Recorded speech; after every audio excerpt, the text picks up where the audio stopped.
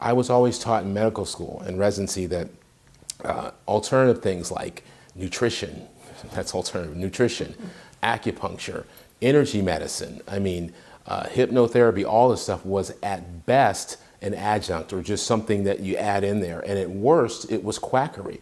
Even chiropractors were told it's just quackery. So nothing could be further from the truth. And I learned that the hard way, and I had to unlearn a lot of things I'd been taught in medical school and residency to offer people an alternative. So for me, it was just about getting people better. Why aren't people getting better? But unfortunately, we have a system that forces people to stay in a conventional medicine treatment, and you get punished financially in other ways by trying to do things outside the box.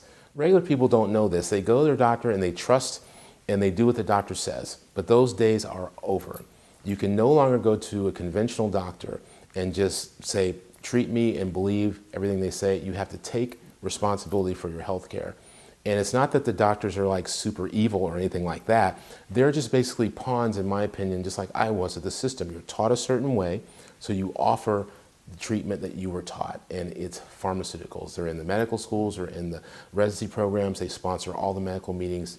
It's a full court press. We have been socialized and marketed to in such a way that we believe that medication solves everything. For instance, if you have a headache, if you go into the CVS or the Rite Aid and you buy some Aleve, your headache will probably get better or go away. There's no doubt about it. It works.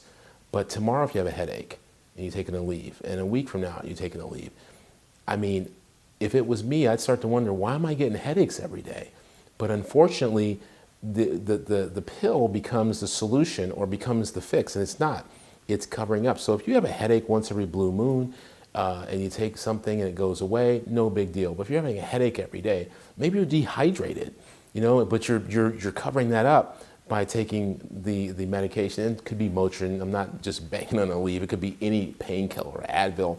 The point is that people need to really look for the root cause of what's wrong with them and not just take a medication and think the medication is the answer to the problem.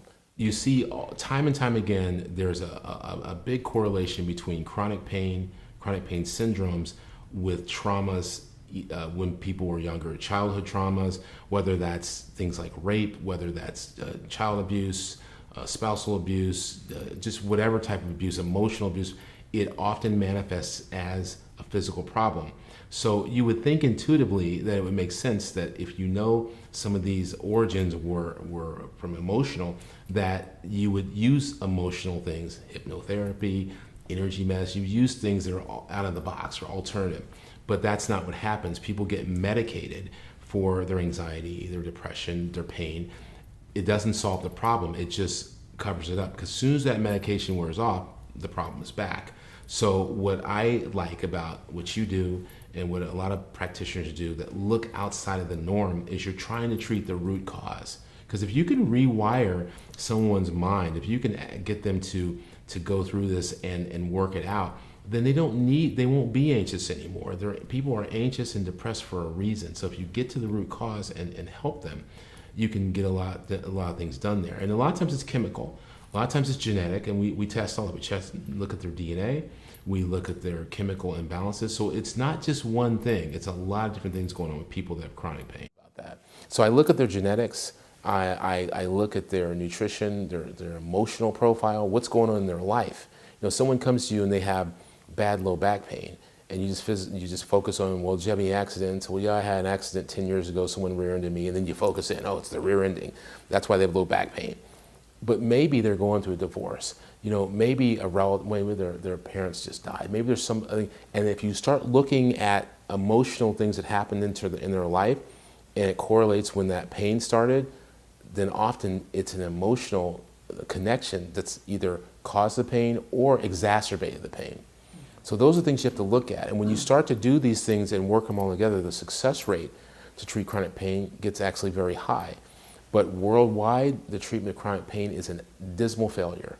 Dismal failure. Hundreds of billions of dollars are spent every year in this country alone. I think it's 300 or 400 billion, it's up to now, per year. When you look at treatment, lost time from work, and nobody's any better. They're just all on pills.